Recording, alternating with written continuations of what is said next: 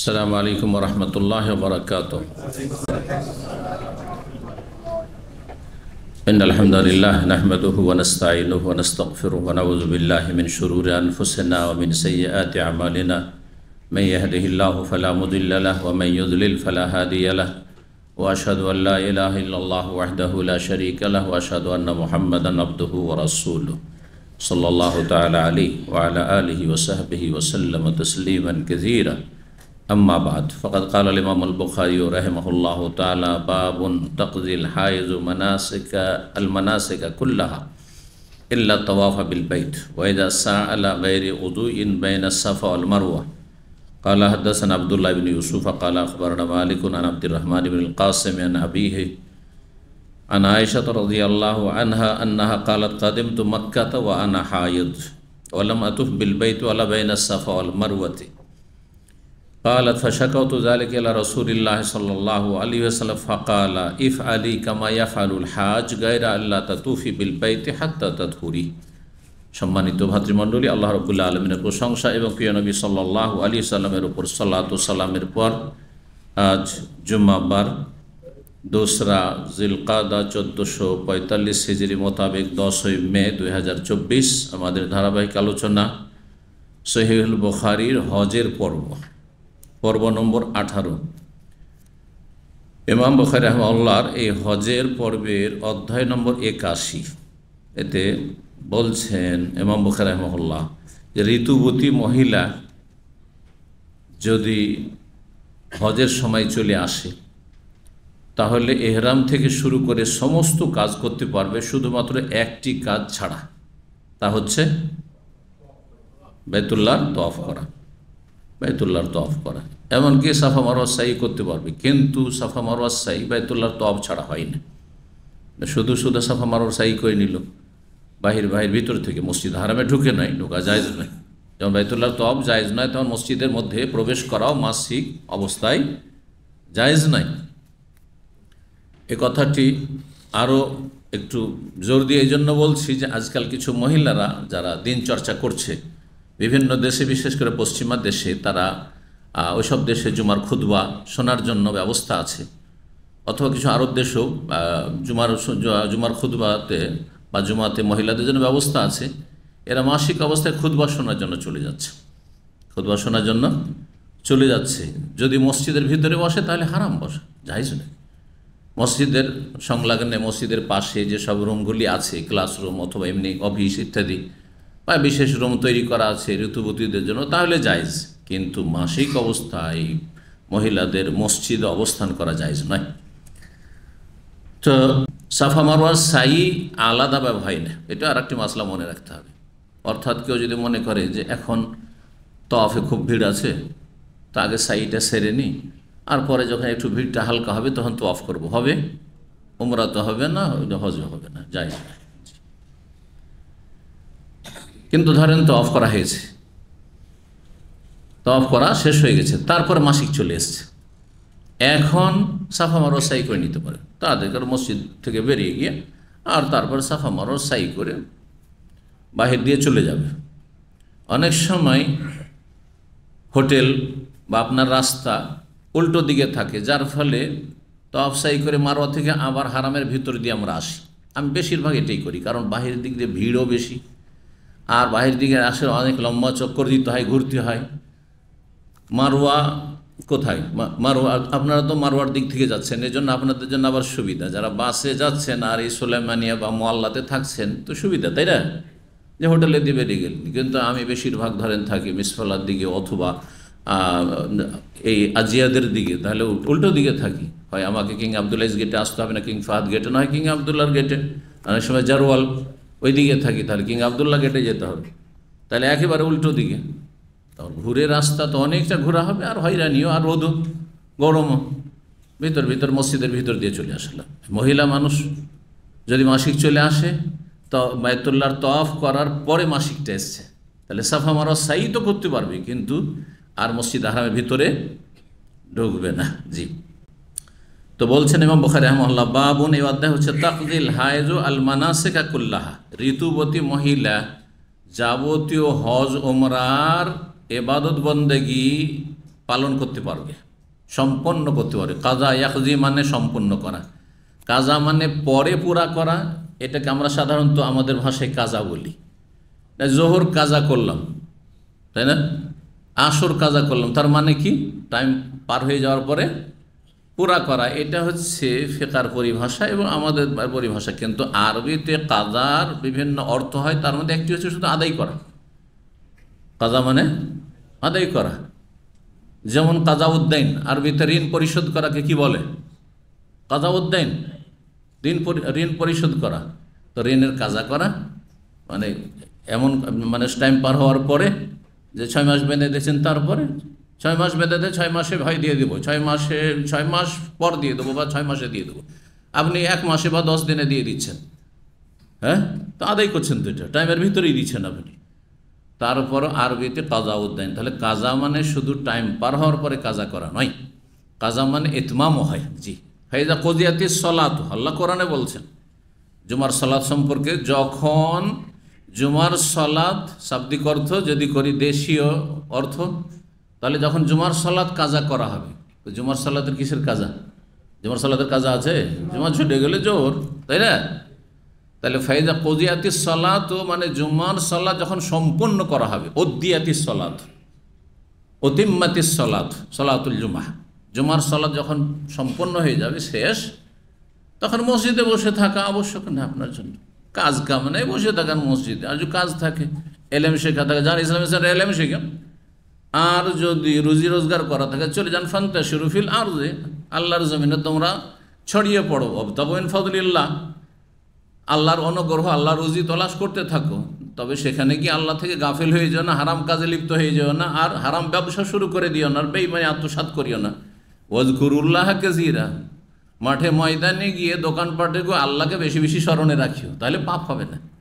কত সুন্দর কথা কোরআনে কারীমের, সুন্দর ধারাবাহিকতা। মসজিদের ভিতরে শুধু নেকি এমন কথা নেই। ওয়াজকুরুল্লাহ কাসীরা, দোকানপাটে, মাঠে ঘাটে, ডিউটিতে, সেখানে আল্লাহকে বেশি বেশি স্মরণে রাখো, তাহলে অন্যায় কাজ হবে না। তো যে কথা বলছিলাম যে তাকজিল হায়েজ ও ঋতুবতী মহিলা সম্পন্ন করবে এখানে।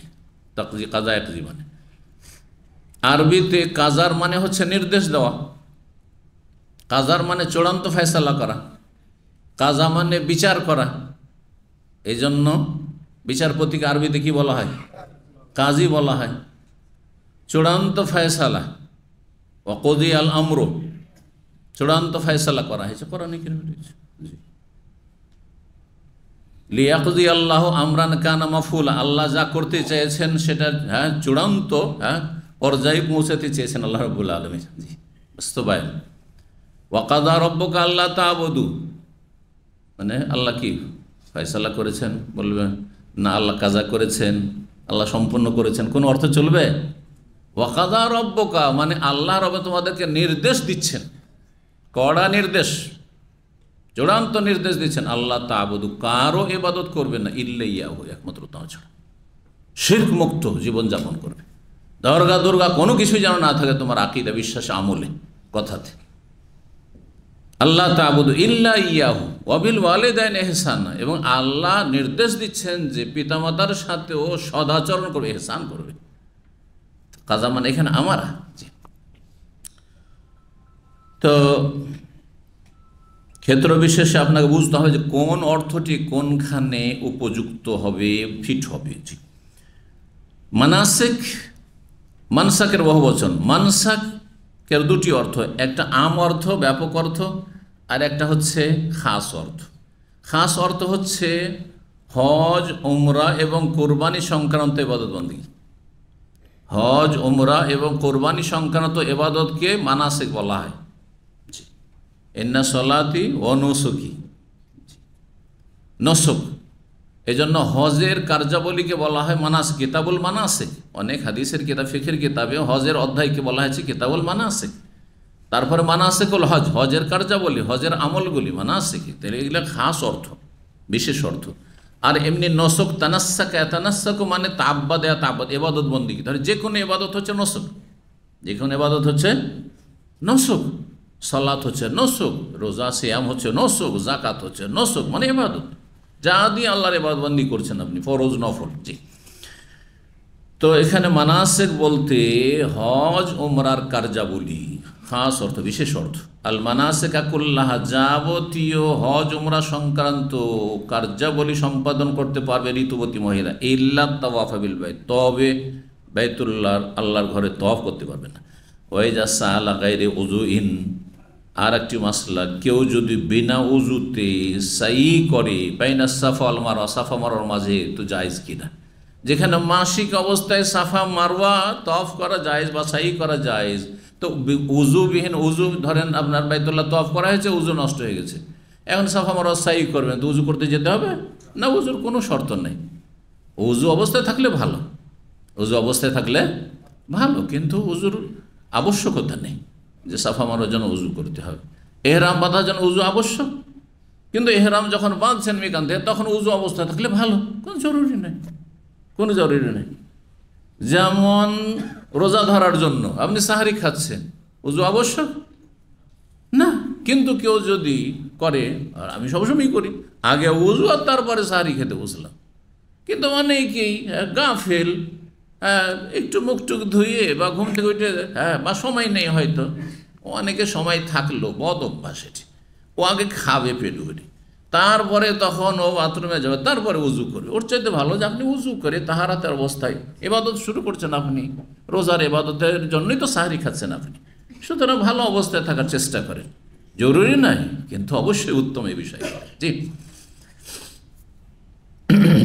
এইরকমই এখানে ধরেন দিনই দর্শে, কেউ দার্স দিচ্ছে, কেউ দার্স নিচ্ছে, উজু আবশ্যক নাই, কিন্তু কেউ যদি উজু অবস্থায় বসে থাকে, যে আমি ভালো অবস্থা, আমি নেকির কাজে বসে আছি, উজু অবস্থায় বসে, এটা বেশি ভালো, উত্তম, আফজাল, এতে কোনো সন্দেহ নেই। জি, আর সব কিছুর পরে সব সময় যদি কেউ বা উজু থাকতে পারে, এরও বড় ফজিলত রয়েছে, এরও বড় ফজিলত রয়েছে।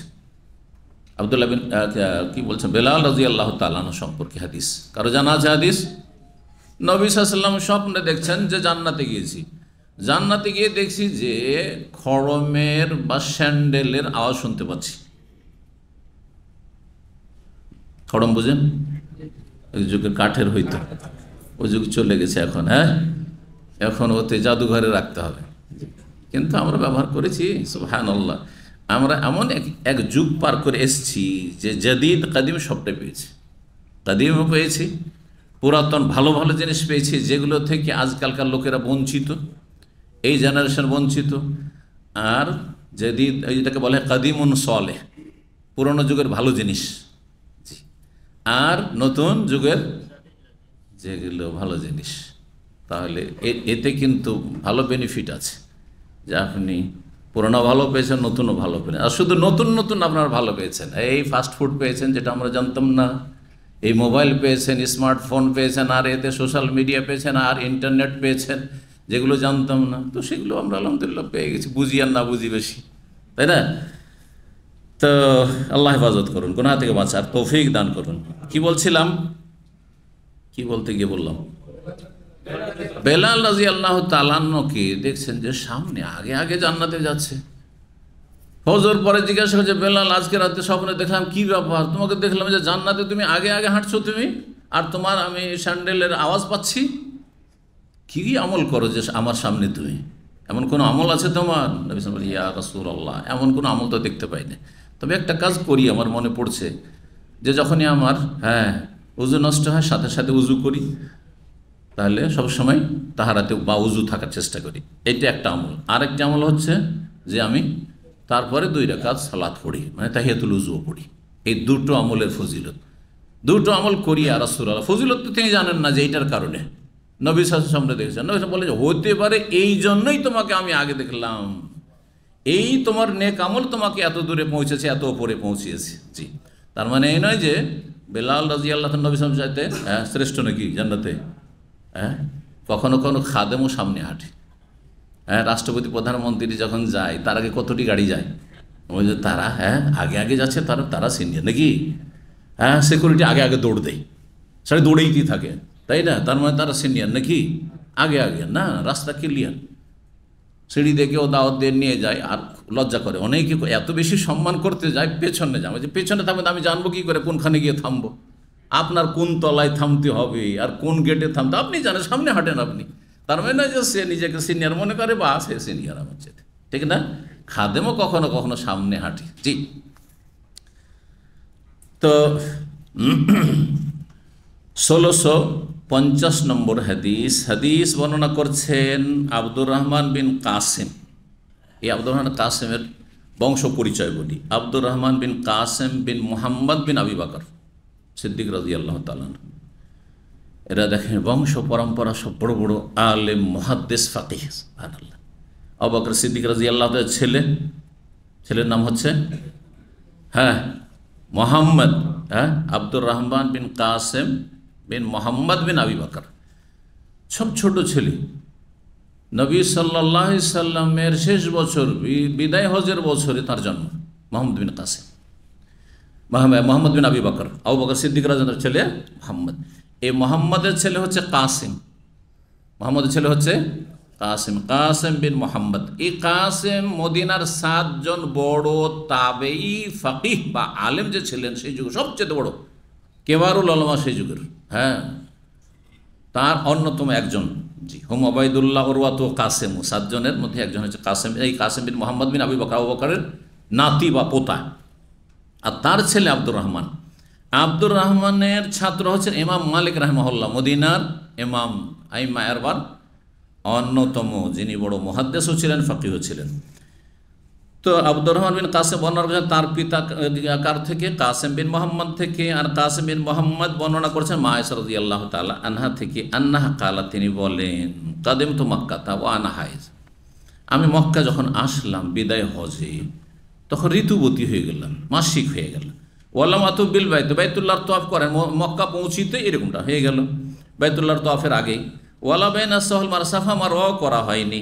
কালাত, মা আয়েশা বলছেন, ফাশাকাউতু যালিকা ইলা রাসূলিল্লাহ, রাসূলুল্লাহ সাল্লাল্লাহু আলাইহি কাছে আমি অভিযোগ করলাম, আমি তো কিছু করতে পারলাম না। আপনার অন্য অন্য স্ত্রীরা, আপনি সবাই তওয়াফ করলেন, সাফা মারওয়া সাই, আমি কিছুই করতে পারলাম না।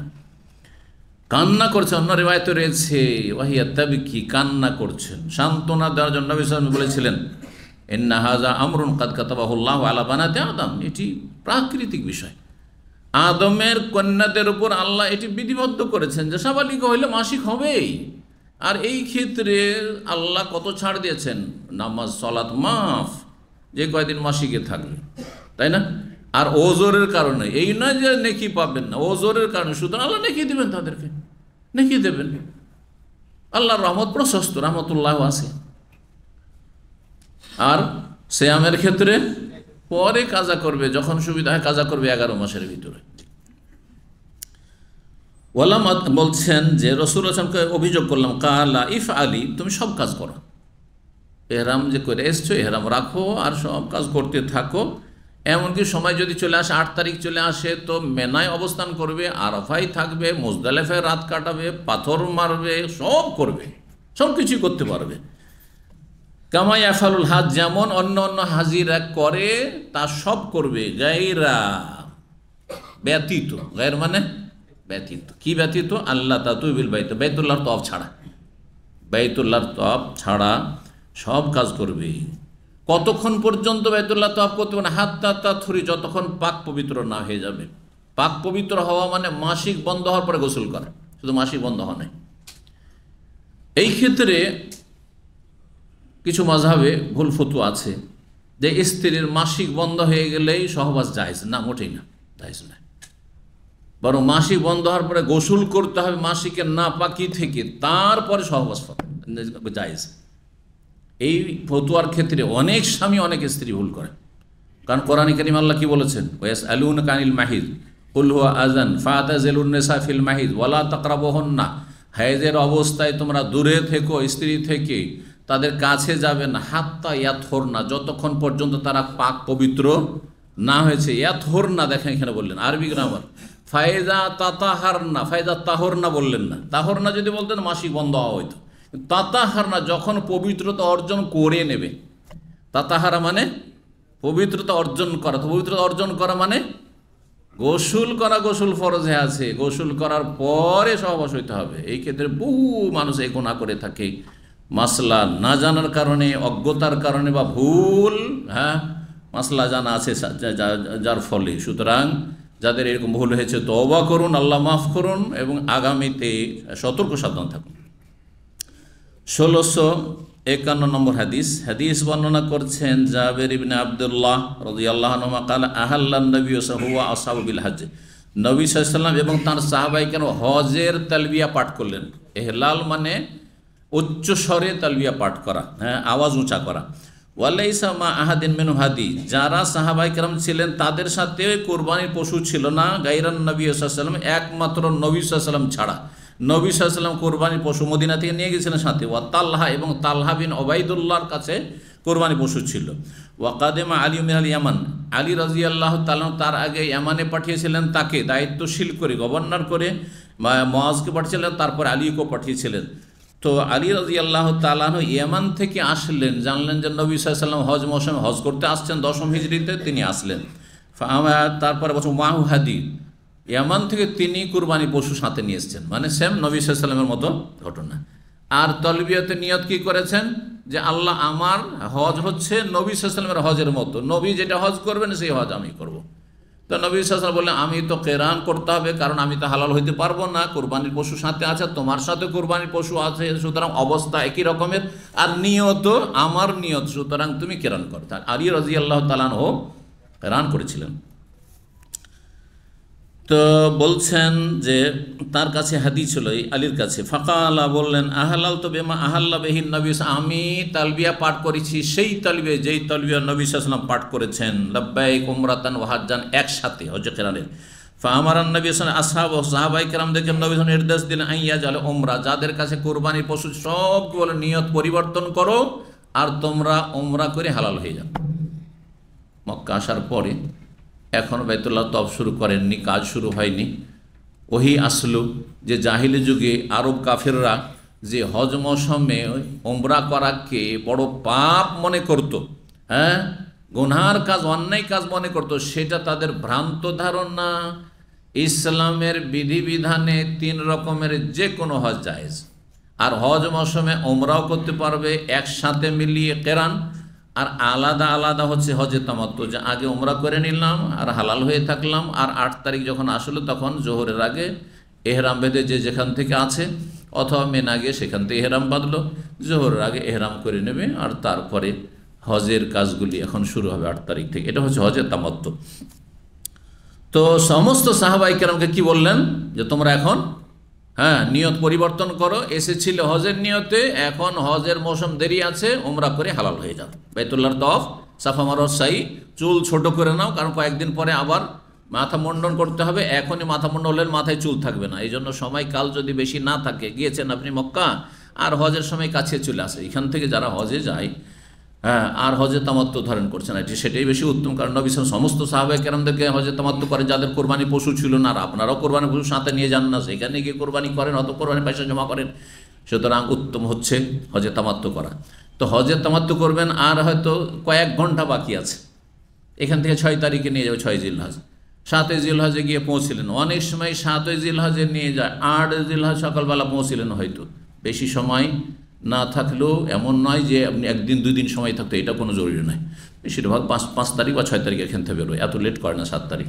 যাই হোক, তো 5 তারিখ বা 6 তারিখ গেলেন, আর যাওয়ার পরে দেখছেন 1টা দিন বা 2টো দিন আছে বা একবেলা আছে, তো এখন যদি মাথা মুন্ডন করে নিই তাহলে 10 তারিখে তো আবার মাথা মুন্ডন, তখন চুল কোথায় পাবো, মাথায় তো চুল গজাবে না, তাই না? আর হজের ইবাদত উমরার চাইতে বড়, বেশি নেকির কাজ, বেশি গুরুত্বপূর্ণ, সুতরাং বড় ইবাদতের জন্য চুল রাখতে হবে। এই ক্ষেত্রে উত্তম হচ্ছে এই উমরাতে মাথার চুল পুরো মাথা থেকে ছোট করবেন, মুন্ডন করবেন না। মুন্ডন কেউ করলে নাজায়েজ নয়, কিন্তু মুন্ডন করা অনুত্তম, উত্তম হচ্ছে মাথার চুল ছোট করা। তাই করেছেন রাসূলুল্লাহ সাল্লাল্লাহু আলাইহি ওয়াসাল্লাম। কিন্তু পুরো মাথা থেকে আবার একটু একটু করে ওই মারওয়াতে জাহেল মূর্খগুলো, হ্যাঁ, পেট ব্যবসায়ীগুলি করছে, আর আপনারাও অনেকে মূর্খামি করেছেন, একটু এখানে একটু ওখানে কেঁচি লাগিয়ে দিলে হয়ে গেল, ব্যাস, হ্যাঁ, এই শাফি মজাবে হয়ে গেল। 1-2টা চুল মাসা করলে উজু হয়ে যায় তাদের, আর হ্যাঁ 1-2টা চুল কাটলেই তাদের হয়ে যায়। আর আজকাল সুবিধা, হানফি হইলেও ওই শাফি, তো এখানে শাফি বনে যায়, এরা হলে সুবিধাবাদী, কুপ্রবৃত্তির অনুসারী। হ্যাঁ, হানাফি মজাবের 4 ভাগের 1 ভাগ হইতে হবে, এইটাও ভুল ফতুয়া। পুরো মাথার মাসা হইতে হবে আর পুরো মাথা থেকে চুল কাটতে হবে। ইমাম মালিক, ইমাম আহমদ, আহলুল হাদিস, মুহাদ্দিসিনদের এটি মত। কারণ কোনো সাহাবী এমনটা করেননি যে 1/4 কাটেন বাকিটা রেখে দিলেন আমেরিকান সিস্টেম স্টাইলে। হ্যাঁ, না না না, মোটেই না, মোটেই কাজ করেননি। জি, তো এখন আসি হাদিসের দিকে। নবী সাল্লাল্লাহু আলাইহি ওয়াসাল্লাম সাহাবায়ে কেরামদেরকে হজে তামাত্তু করে নিতে বলে, ওয়া তাওয়াফু, আর তাওয়াফ করতে বললেন, সুম্মা ইউকাসসিরু, তারপরে যে সুম্মা ইউকাসসিরু, চুল ছোট করতে বললেন, কাসর হালাক করতে বললেন না, মাথা মোটা করতে বললেন না। ওয়া ইয়াহিল্লু, আর হালাল হয়ে যেতে বললেন, তারা হালাল হয়ে গেল।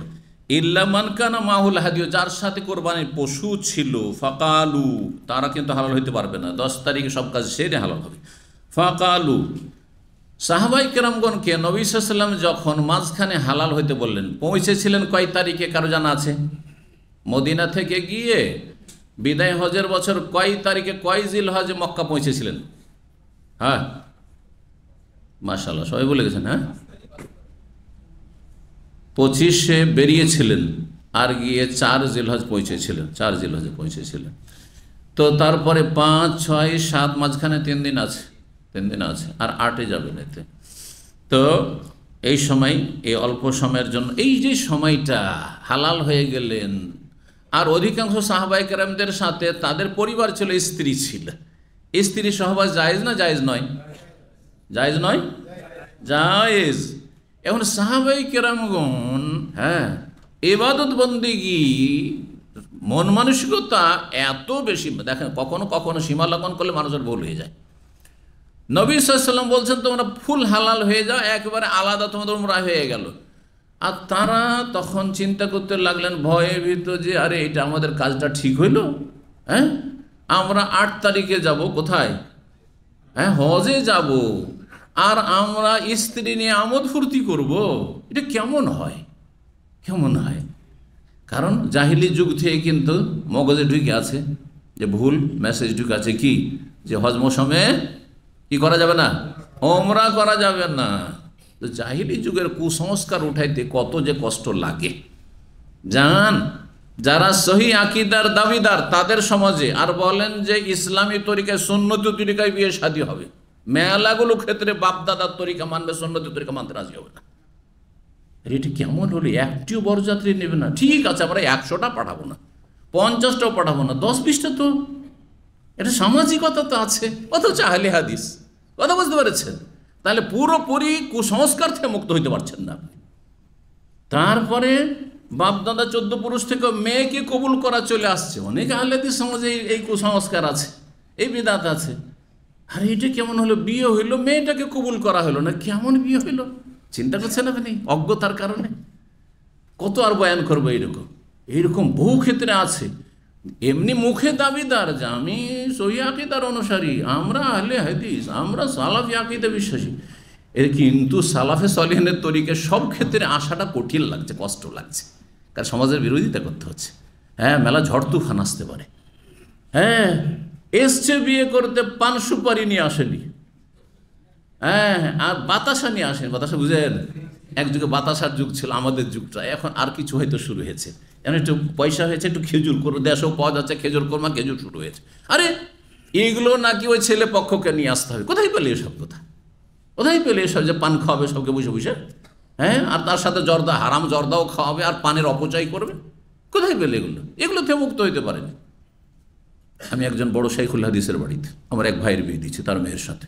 আজকে থেকে কতদিন আগে প্রায়, আমি তখন মদিনায়, 30 বছর কাছে আসছে, মানে 30 বছর বেশি হয়ে গেল, কি 30-32।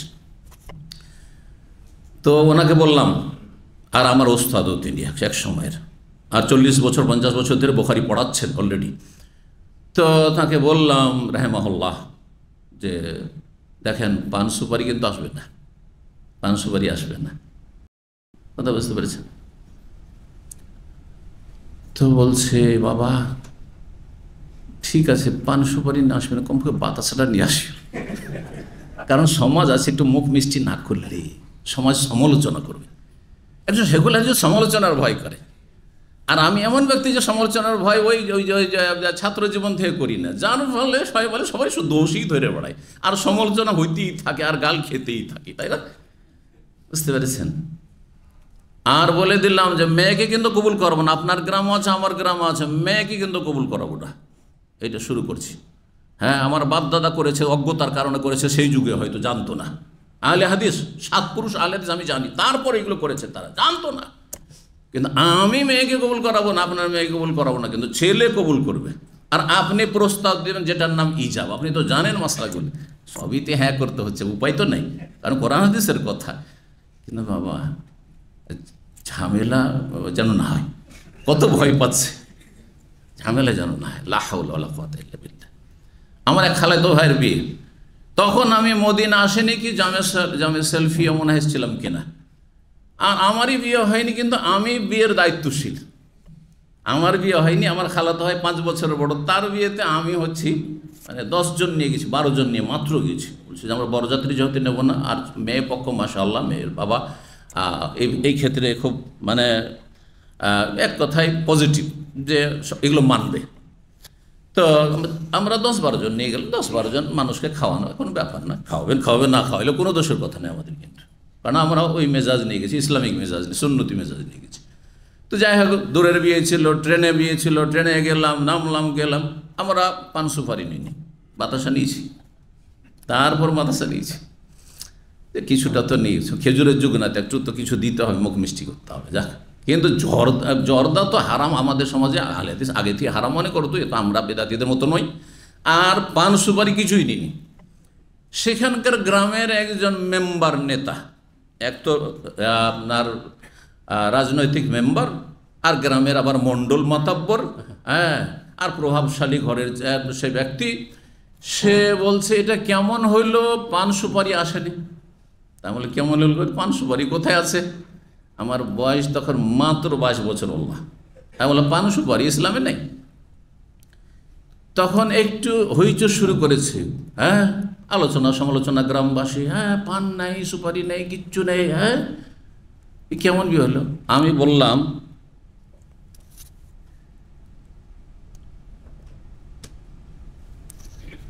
আমি বললাম যে একবারে শক্ত ভাষা, ক্লিয়ার ভাষা, যে বিয়ে দেবেন না দেবেন না এটা বলেন, বিয়ে দেবেন না দেবেন না বলেন।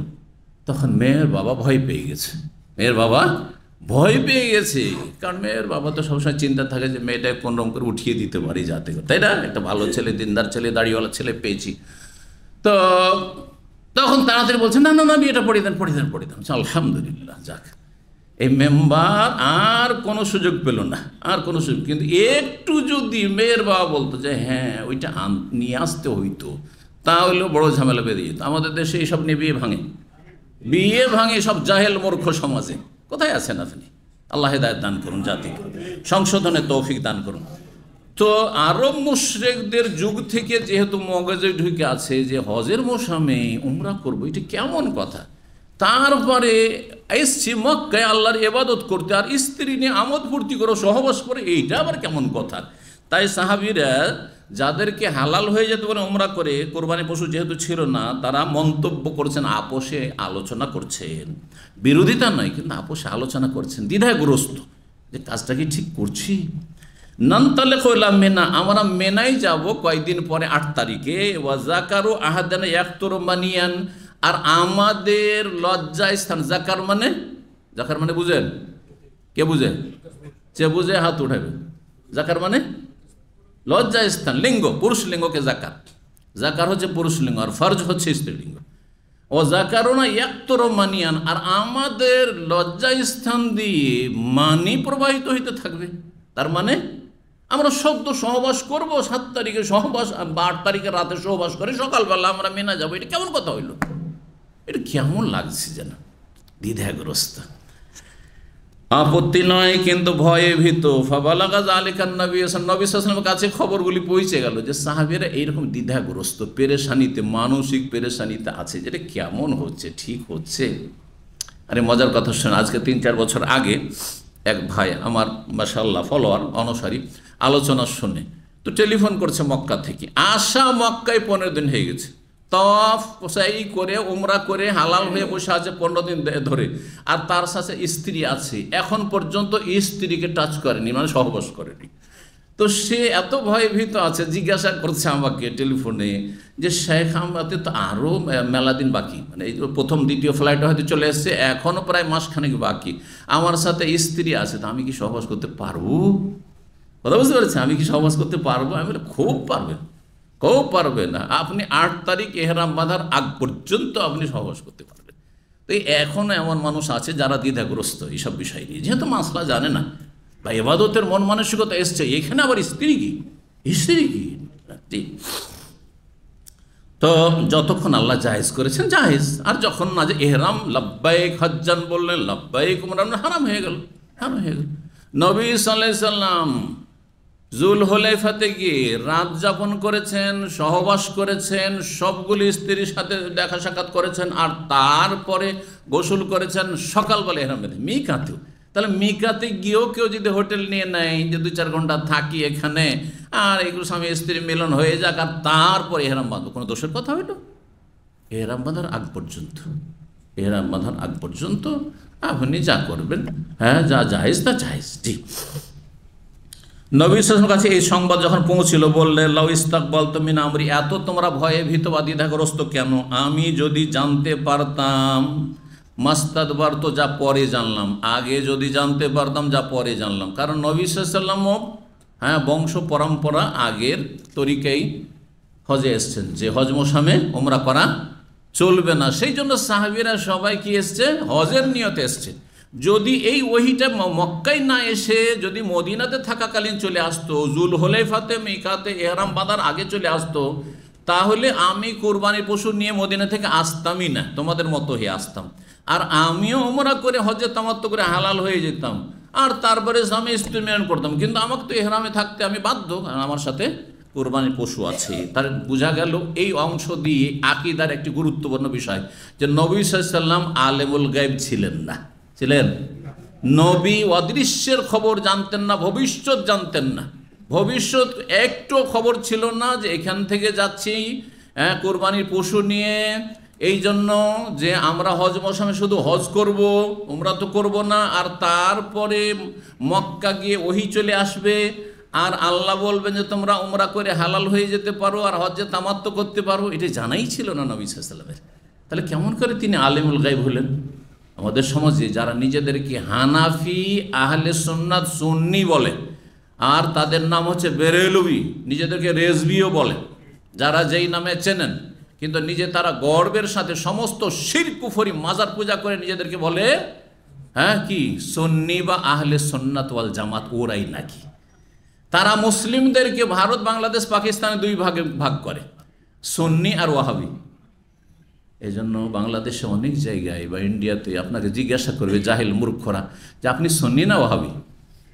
এটা বলবেন যে আপনি হানফি না শাফি না মালিকি না হাম্বলি না আহলুল হাদিস, ওসব পাত্তাই নেই ওদের কাছে, খবরই নেই। শুধু কি জানে, একটা সুন্নি তারা জান্নাতি, আর ওয়াহাবি এরা লাহাবি, আবু লাহাবের দল, নাউজুবিল্লাহ, এটাই বিশ্বাস তাদের। হ্যাঁ, এই গুমরাহি বিশ্বাস রাখে তারা, এবং বড় বড় শিরকি কুফরি আকীদা লালন করে তারা ভ্রান্ত ইসলাম পালন করে। কখনো এটা দিয়ে আল্লাহর কাছে যাওয়া যাবে না, জান্নাতের কাছে যাওয়া যাবে না। আল্লাহ একমাত্র আলেমুল গায়ব, আল্লাহর কোনো গুণে সেফাতে কাউকে যদি শরীক করেন, মানে আল্লাহও অদৃশ্যের খবর রাখেন আর নবীও আলেমুল গায়ব, তিনি অদৃশ্যের খবর রাখেন, তাহলে আল্লাহর সমকক্ষ সমতুল্য বানিয়ে দেন বা আল্লাহর গুণ তার মধ্যে দিয়ে দিলেন, সুতরাং আপনি বড় মুশরিক, বড় মুশরিক, ইসলামের গণ্ডি থেকে বেরিয়ে গেলেন আপনি। ভালো করে শুনে রাখেন, আল্লাহ হেদায়েত দান করুন, তাদের অনিষ্ট থেকে রক্ষা করুন, আর তাদের যেসব গুমরাহ পথভ্রষ্ট বক্তা রয়েছে তাদের অনিষ্ট থেকে জাতিকে আল্লাহ হেফাজত করুন, জাতিকে চোখ খোলার তৌফিক দান করুন, জাতিকে কোরআন এবং হাদিসের দলিল জানার তৌফিক দান করুন, ইসলামের জ্ঞান অর্জনের, এলেম হাসিলের তৌফিক দান করুন। কারণ এলেম হচ্ছে নূর, যখন এলেম চলে আসবে তখন কানাকে হাইকোর্টে বেদাতি মোল্লা বক্তাগুলি সুরসারওয়ালারা দিতে পারবে না কখনো। আপনারা সৌদি আরবে এসে এলেম শিখছেন বলে সংশোধন হয়েছেন, যদি বলতেন না ইসলাম স্ট্যান্ডার্ড ধারে কাছে যাব না, তো বহু লোক এখানে আছে, এই যে বাঙালি মার্কেট, সিকো মার্কেট ভরে আছে জুমার দিলে, হেদায়েত নসিব হয় না। ওমান কানা ফি হাযিহি আমা ফাহুয়া ফিল আখিরাতি আমা।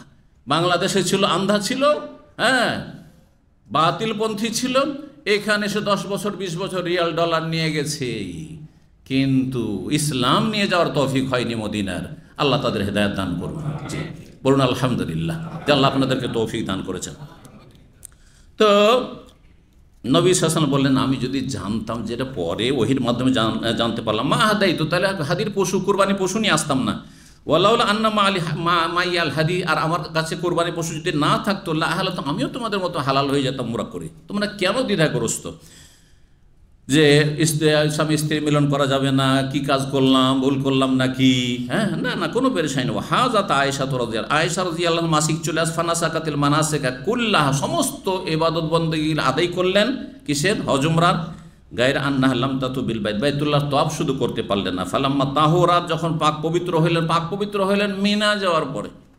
হজের মৌসুম চলে এসেছে, মিনার দিন 8 তারিখ হয়েছে, তারপরও পাক হননি, পরে পাক হইলেন। কালাত, বললেন, ইয়া রাসূলুল্লাহ, আল্লাহ রাসূল, তানতালিকুনা বিহাজ্জাতিন উমরা, আপনারা তো হজ উমরা দুটোই নিয়ে যাচ্ছেন, হ্যাঁ, আলাদা করে। হ্যাঁ, আপনার স্ত্রীরা, যে আরও 8 জন স্ত্রী, একসাথে 9 জন স্ত্রী তখন ছিল, তো তারা সবাই হজ্জে তামাত্তু নিয়ে যাচ্ছে, উমরা করেছে আলাদা, তারপর আবার হজ আলাদা নিয়ে যাচ্ছে, আর আমি শুধু হজ নিয়ে যাচ্ছি। অথচ তার এই বুঝটা ভুল ছিল, আর মনের একটা অশান্তি ছিল শুধুমাত্র। হ্যাঁ, কারণ তার কি হয়েছে? হজ্জে কেরান হয়েছে। যখন টাইম চলে আসলো 8 তারিখ, আর তিনি মাসিক থেকে পাক হইলেন না, তখন নবী সাল্লাল্লাহু তাকে বললেন যে তোমার উমরাটা, তুমি যেহেতু আলাদা উমরা করতে পারলেন না, বাইতুল্লাহ তওয়াফ করতে পারলেন, উমরাটা হজে ঢুকিয়ে দাও। তার উমরা হজে ঢুকিয়ে দিয়ে একাকার করে দিলে কি হয়? হজে কেরান হয়। তো উমরা তো নেকি পেয়ে গেছেন, কিন্তু পার্থক্য হচ্ছে সতীনদের সাথে, আর সতীনদের একটা এ তো আছেই, তাই না, যে ওরা একটু সিনিয়র হয়ে যাবে আর আমি ছোট হয়ে থেকে যাবে। এটা কেমন কথা হলো? আমি কম পাবো, তারা বেশি পাবে, বেশি নেকি নিয়ে যাবে। কারণ তামাত্তু হচ্ছে উত্তম, তারা আলাদা আলাদা হজ উমরা পেল, আর আমি তো পেলাম না। এই জন্য তিনি খুব আক্ষেপ করছিলেন। তার মনের তৃপ্তির জন্য, সান্ত্বনার জন্য তাকে পাঠিয়ে দিলেন তানঈম, হারামের নিকটবর্তী বর্ডারে, যে ওখান থেকে ইহরাম বেঁধে আসো তোমার ভাইয়ের সাথে গিয়ে, আর একটা আলাদা উমরা করে এলাম, তুমিও সমান সমান হয়ে গেলে তোমার বাকি সতীনদের। জি, তো বলছেন যে সবাই তো হজ উমরা দুটাই আলাদা আলাদা নিয়ে যাবো। আনতালিকু বিহাজ, আমি একটা হজ শুধু নিয়ে ফিরে যাবো। ফাআমার আব্দুর রহমান ইবনে আবি বকরিন, আবু বকরের ছেলে আব্দুর রহমান, যে মা আয়েশার বড় ভাই, তাকে নির্দেশ দিন আন ইয়াখরুজা মা ইলা তানঈম, তাকে নিয়ে তানঈমে চলে যা। ফাতামারাত বাদাল হজ, হজের পরে, মানে হজ 13 তারিখে শেষ হয়ে গেল, আর তারপর রাত্রিবেলা 14 তারিখের রাতে নবী সাল্লাল্লাহু আলাইহি ওয়াসাল্লাম বাদহা, আবতাহ, মুহাসসাব কয়েকটি যে নাম রয়েছে, সেখানে ওই জায়গায় আপনার মোয়াল্লা থেকে এগিয়ে এসে আপনার মেনার দিকে আসতে আবেদিয়া, যে এই জায়গাটি, বা জুমাইজা থেকে শুরু হয়, এই জায়গাগুলিতে অবস্থান করেছিলেন। আর বললেন যে যাও তুমি উমরা করে এসে এখানে আমাদের সাথে দেখা করবে, আর তারপর এখান থেকে সকালবেলা আমরা মদিনার উদ্দেশ্যে রওনা দিব। এই ছিল হাদিস। 1652 নম্বর হাদিস, হাফসা বিনতে সিরিন, ইমাম মুহাম্মদ বিন সিরিন রাহিমাহুল্লাহ, প্রখ্যাত তাবি বাসরার, তার বোন বড় আলেমা ফাকিহা ছিলেন, তাবেইয়া। তিনি বলছেন, কুন্না নামনাও না আওয়াতিকানা আন ইয়াখরুজনা, আমরা যুবতী মেয়েদেরকে আমাদের সমাজের নিষেধ করতাম ঈদগাহে যেতে। বাসরায় তাদের কাছে নবী সুন্নতের ওইভাবে তথ্য পৌঁছেনি, দূরে যেহেতু তারা এর আগে অবস্থান করছিলেন, সুতরাং তারা কি করতেন? যুবতী মেয়েরা গেলে ফিতনা হবে, যেমন আজকাল বেদাতিরা বলছে না, হ্যাঁ মহিলারা কোথায় গেলে? ঈদগাহে গেলে ফিতনা হবে, মসজিদে গেলে ফিতনা হবে, কিন্তু মিছিলে গেলে ফিতনা হয় না, রাজনীতি করলে ফিতনা হয় না। হ্যাঁ, আর ইলেকশনে দাঁড়িয়েছে আর ভোট দিচ্ছেন, ওতে ফিতনা হয় না। পিছনে পিছনে ইনকিলাব জিন্দাবাদ করে বেড়াচ্ছেন, হ্যাঁ বিজয়ী মিছিল আর অমুক তুমুক করে, তাতে আবার ফিতনা হয় না, তাই না? বিক্ষোভ করছেন আর মহিলাদেরকে সামনে রাখছেন যাতে দেখতে পাওয়া যায়, পিছনে থাকলে দেখতে পাওয়া যাবে না, সেই জন্য মহিলাদেরকে মিছিল আর বিক্ষোভে আগে আগে রাখছেন, তাই না? ওতে ফিতনা হয় না। না, এই বেদাতি চিল্লায় পাঠাচ্ছেন মাস্তুরাতের মহিলাদের, এতে ফিতনা হয় না। আবার বেদাত করলে ফিতনা হয় না মহিলাদেরকে দিয়ে। আল্লাহ হিদায়াত দান করুন। আর নবী সাল্লাল্লাহু আলাইহি ওয়াসাল্লামের সুন্নাহ যে মহিলারা যদি মসজিদে যেতে চায়, ব্যবস্থা থাকে, তাহলে তোমরা বাধা দিও না, আর সেটাতে আবার ফিতনা হয়। জি, দ্বীন সম্পর্কে অজ্ঞতা, আর না হলে সুন্নতের সাথে শত্রুতা। আল্লাহ হিদায়াত দান করুন। তো বলছে আমরা নিষেধ করতাম। ফাকাদেমাত ইমরাতুন, কিন্তু জনৈক মহিলা আগমন করলেন। কোথা থেকে? মদিনা থেকে। মদিনা থেকে এসছেন, আর মদিনা থেকে যে মহিলা এসছে সে আমাদের চাইতে বেশি এলেম রাখে। ফানাজালাত কাসরা বানি খালাব, বানু খালাব বংশের প্যালেসে কাসর, ভালো বাড়িঘর ছিল, সেখানে তিনি অবতরণ করেছিলেন বা মহল্লায়।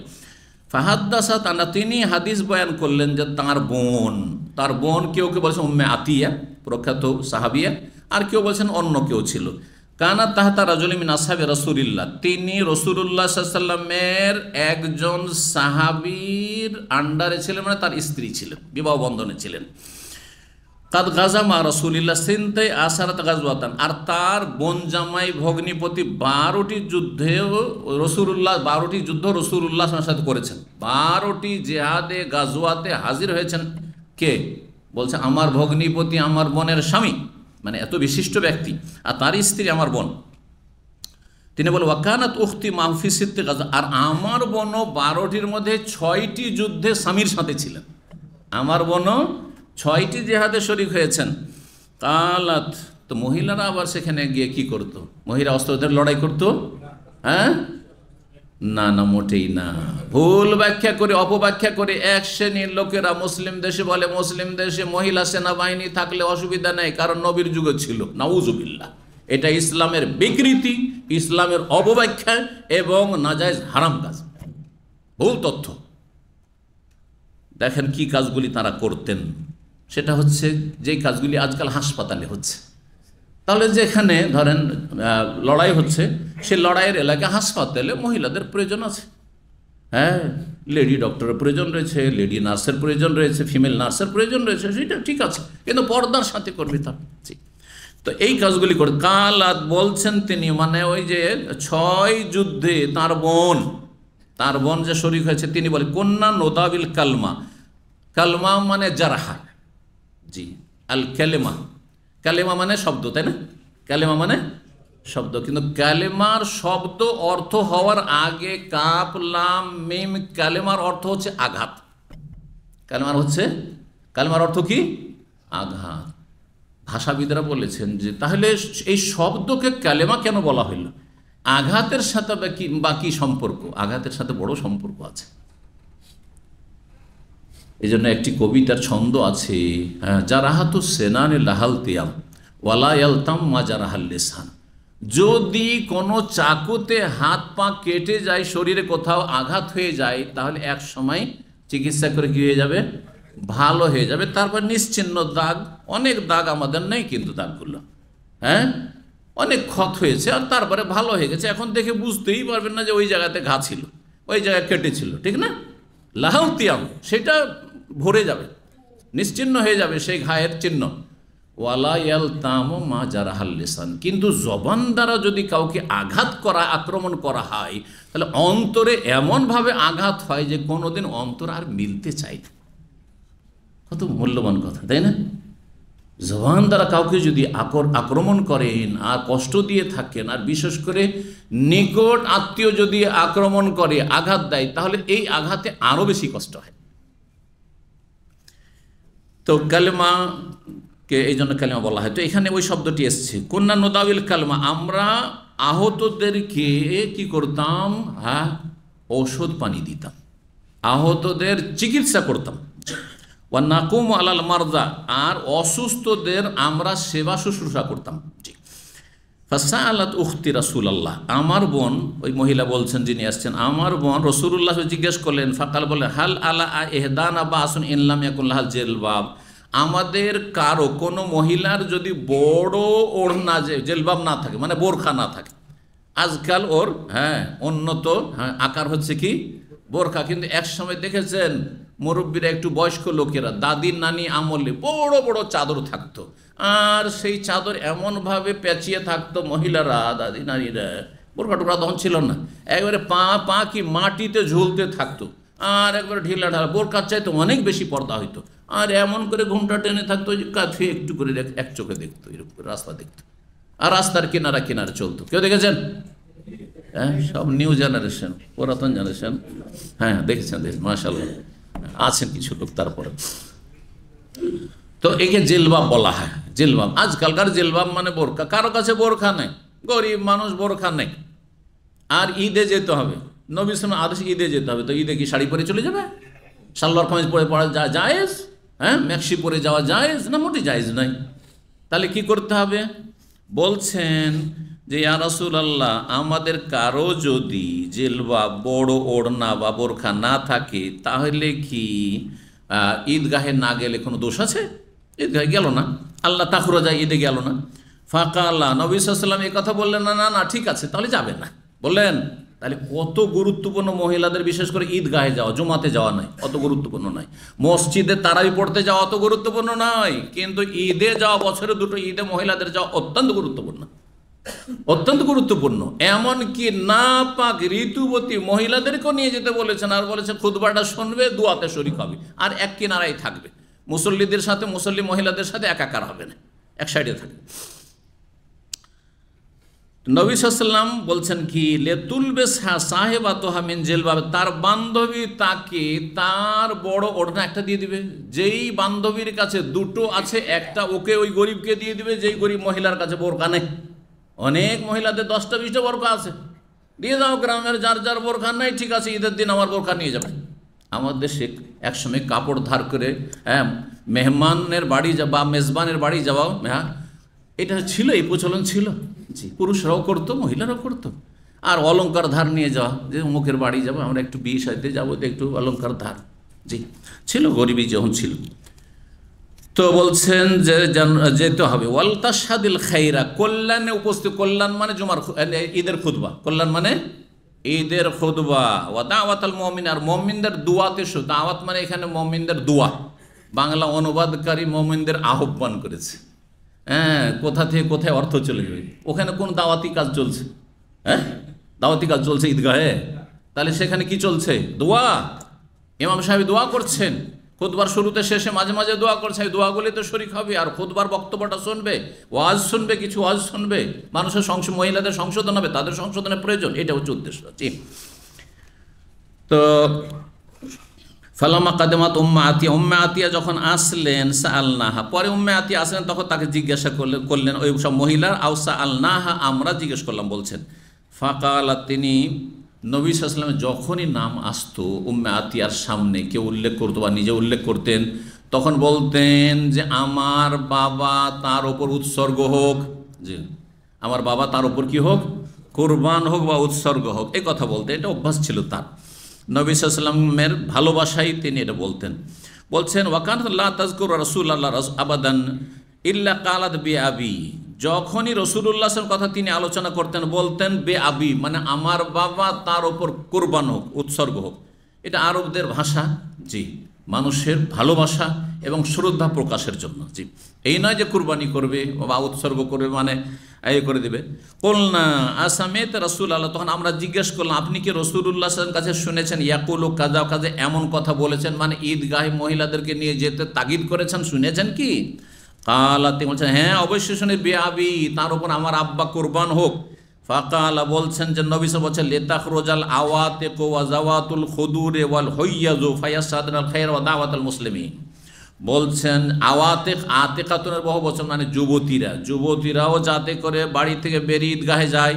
ওয়া যাওয়াতিল খুদুর, পর্দা নাসিন মেয়েরা, যারা খুবই লজ্জাবতী, লজ্জা, আজকাল স্কুল কলেজে যাওয়াতে লজ্জা নেই, না হলে মেয়েদের আসল হচ্ছে খুবই লজ্জা, খুব লজ্জা। যেমনই সাবালিকা হবে এত লজ্জা, প্রথম মাসিক হয়েছে, মাকে বারবার বলছে কাউকে বলবে না, কাউকে জানতে দেবে না, কেউ যেন না জানে, জি, কাউকে, আব্বুকে জানতে দেবে না, ভাইদেরকে জানতে দেবে না, আরে আপাকেও জানতে দেবে না। মা জেনেছে, সুবহানাল্লাহ, কত লজ্জা তাহলে। কিন্তু এই সহশিক্ষাতে ধ্বংস করে দিয়েছে এই লজ্জাকে। লজ্জা যে মহিলাদের একটি অত্যন্ত গুরুত্বপূর্ণ গুণ, যা মহিলাদের চারিত্রিক পদস্খলন থেকে রক্ষা করে, আল্লাহর ভয়ভীতির পরে সেই লজ্জা আজকাল শেষ হয়ে গেছে। চোখে চোখ মিলিয়ে কথা, একজন পরহেজগার মানুষ নিচে মাথা করে কথা বলছে, প্রয়োজনে হয়তো কোনো মহিলার সাথে, কিন্তু মহিলা এইভাবে তাকাচ্ছে। আল্লাহ ও শৌবাত মিনাল ইমান, ইমানের গুরুত্বপূর্ণ অংশ হচ্ছে লজ্জা, আর বিশেষ করে মহিলাদের অলংকার।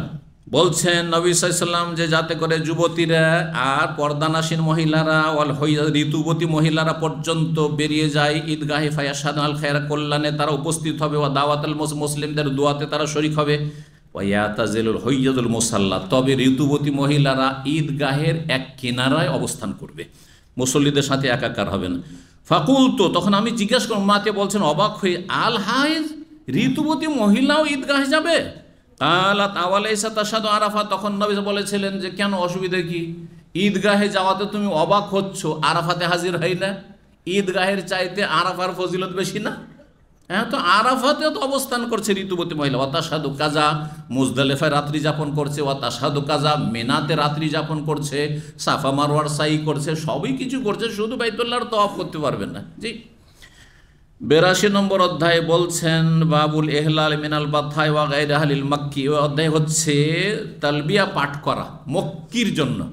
মক্কায় যারা বসবাস করে, যেসব প্রবাসী অথবা এখানকার নাগরিক মক্কায় রয়েছে, তারা কোথা থেকে তালবিয়া পাঠ করবে, এহরাম বাঁধবে? জি, বা মক্কায় গিয়ে আছেন আপনি, উমরা করে এনেছেন, উমরা করার পরে 8 তারিখে এহরাম বেঁধে বেরোবেন, কোথা থেকে?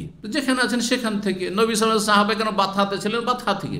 বাথা যে জায়গাটির কথা বললাম, যে মুআল্লা কবরস্থান পার হওয়ার পরে যখন মেনার দিকে এগিয়ে যাচ্ছেন তখন ওই এলাকা বাথা, সেখান থেকে।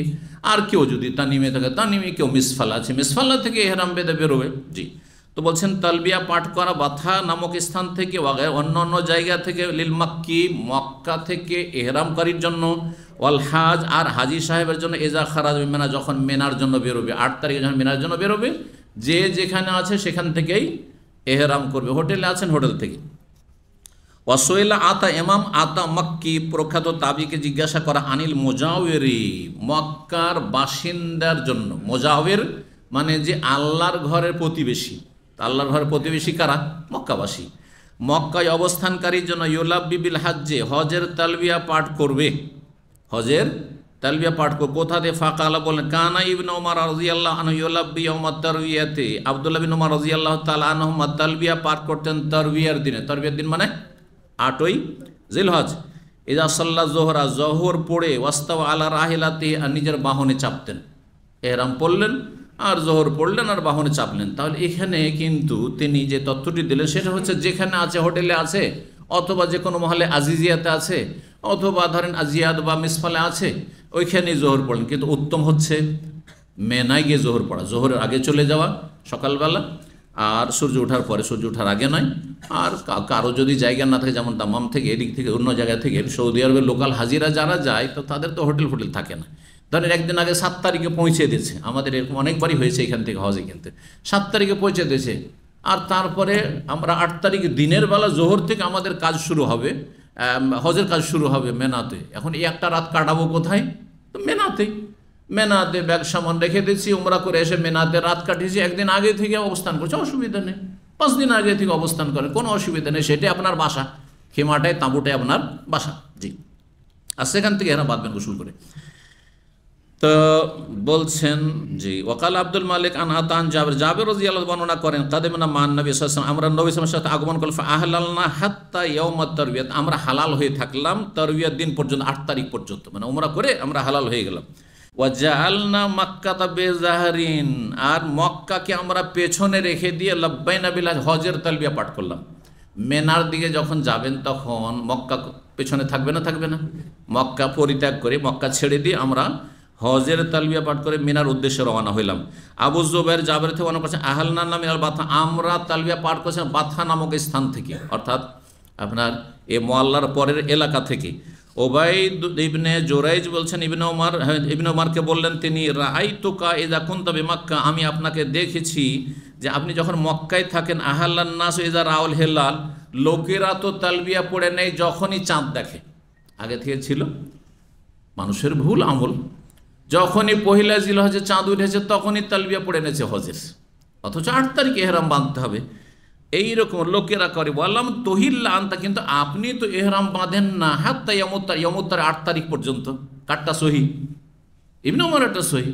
ইবনে ওমরকে জিজ্ঞাসা করছেন ওবাইদ ইবনে জুরাইজ যে আপনি মক্কায় থাকলে 8 তারিখ এহরাম বাঁধছেন, পক্ষান্তরে অন্য অন্য লোকদেরকে দেখছি যে 1 তারিখ থেকে জিলহজের চাঁদ উঠে গেছে, এহরাম বেঁধে বসে আছে, কোনটা ঠিক? জি, তা জানা নেই। ফাকালা বললেন তখন ইবনে ওমর, লাম আরান নবী সাল্লাল্লাহু আলাইহি ওয়াসাল্লাম ইউহিল্লু হাত্তা তামবাসা বিহি রাহিলাতুহু, আমি নবী সাল্লাল্লাহু আলাইহি ওয়াসাল্লামকে তালবিয়া পড়তে দেখিনি, মানে এহরাম বাঁধতে দেখিনি হজের, যতক্ষণ পর্যন্ত তার বাহন তাকে নিয়ে মেনা রওনা না দিয়েছে। তাহলে মেনা রওনা কোন দিনে দেবেন? 8 তারিখে। তো তখন এহরাম বাঁধবেন। এহরাম বাঁধার পরে বাংলাদেশি হাজিরা, ইন্ডিয়ার হাজিরা যারা দিন সম্পর্কে জানে না, হজ সম্পর্কে জানে না, আবার ভুল জানে, তারা কি করে? মিসফালাই, অধিকাংশ বাঙালি হাজিরা মিসফালাই থাকে, ওখান থেকে এহরাম বেঁধে মেনা যায় না, ডাইরেক্ট রাত্রে নিয়ে চলে যায় আজকাল, বা সকালেই নিক, যখনই নিক কি করবে? কাবা ঘরে ঢুকবে আর তফ করবে। এটা বেদাতি তফ, এটা গুনহার তফ। এই তফ কোনো হাদিস দ্বারা প্রমাণিত নাই। 8 তারিখে কোনো তফ নেই। সুতরাং এহরাম বেঁধে এসে আগে তওয়াফ, আল্লাহর ঘরের সাথে সাক্ষাৎ, আর তারপরে মেনা যাব, এটি বেদাত। ওয়াকুল্লু বিদাতিন দালালা, গুমরাহি, আর গুমরাহির পরিণাম ভালো না। আল্লাহ হেদায়েত করুন। তো এই যে বেদাতি মুআল্লিমগুলো আসছে না, এরা দল্লুন মুদিল, নিজেরা পথভ্রষ্ট জাহেল, এবং যারা সাথে কাফেলাতে হাজিরা রয়েছে তাদেরকে পথভ্রষ্ট করে। জি, 83 নম্বর অধ্যায় বলছে বাবুন, এই অধ্যায় হচ্ছে আইনে ইউসাল্লি জোহরা ইয়ামুত তারবিয়া। 8 তারিখে জোহরের সালাত কোথায় পড়বেন? আপনি হোটেল থেকে বা হোটেলের পাশে মসজিদ থেকে বা মসজিদে হারাম থেকে জোহর পড়ে যাবেন, নাকি মেনায় গিয়ে জোহর পড়ে? উত্তম হচ্ছে মেনায় গিয়ে জোহর, আসর, মাগরিব, এশা, ফজর 5 ওয়াক্ত সালাত আদায় করা। 8 তারিখে হুকুমটি হচ্ছে সুন্নাত, হুকুম সুন্নাত, কোনো ওয়াজিব নাই।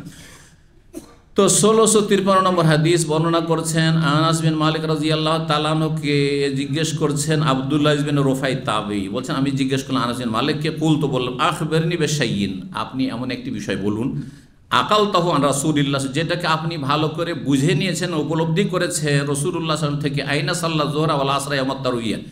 8 তারিখে তারউইয়ার দিনে যোহর, আসর নবী সাল্লাল্লাহু কোথায় পড়েছেন? তাহলে মেনায় পড়েছেন। তাহলে যোহর কোথায়? মেনায় পড়া উত্তম। কুলতু, তখন জিজ্ঞাসা করলাম, ফাইনা সাল্লাল আসরা ইয়ামান নাফার, বিদায়ের দিনে মেনা থেকে বিদায় দিবসে আসরের সালাত কোথায় পড়েছেন? কোনটা দিন বিদায়ের? হ্যাঁ, ইয়ামান নাফার 13 তারিখ। 13 তারিখ হচ্ছে উত্তম। 12 তারিখও নাফরুল আউ্য়াল, আর নাফর সানি হচ্ছেন 13 তারিখ। তো অধিকাংশ হাজির আজকাল আগেই তাড়াহুড়া করে চলে যায়, তাজিল করে, মানে 12 তারিখে চলে যায়। কিন্তু যারা 13 তারিখ পর্যন্ত থাকবে, আর জাওয়ালের পরে দুপুরে মাথার ওপর থেকে সূর্য গড়ার পরে পাথর মারবে 3টি জামার আগে, তারা বেশি উত্তম কাজ করবে।